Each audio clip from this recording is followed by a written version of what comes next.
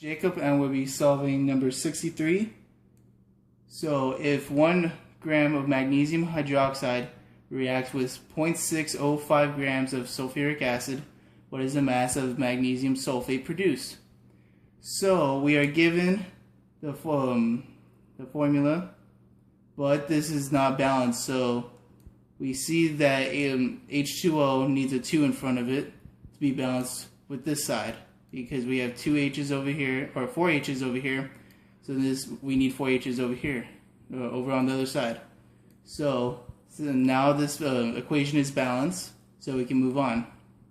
So what we need to do here is find the mass of magnesium sulfate produced. So we take the atomic mass of a magnesium hydroxide, which is 58.33 grams, and we also multiply it by the mole-to-mole ratio of magnesium sulfate and magnesium hydroxide. We see that magnesium sulfate is 1, and we see that magnesium hydroxide is 1. So it's a 1-to-1 ratio. Now we go and find the actual atomic mass of magnesium sulfate, which is 120.38 grams over 1 mole. So after multiplying these out, we end up with 2.06 grams of magnesium sulfate. Now we find the sulfuric acid, the mass of sulfuric acid. So we find the mass of sulfuric acid by adding up hydrogen, sulfur, and oxygen, which gives us 98.09 grams.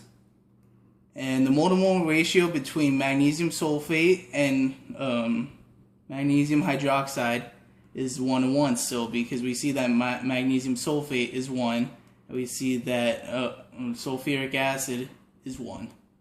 So it's a 1-to-1 ratio. And again, we multiply the atomic mass of magnesium sulfate over the ratio of 1 mole, which gives us 0.742 grams of magnesium sulfate, which is our limiting factor because only so much can be produced. So sulfuric acid is the limiting reagent, and it's a 0.742 grams magnesium sulfate that can be produced.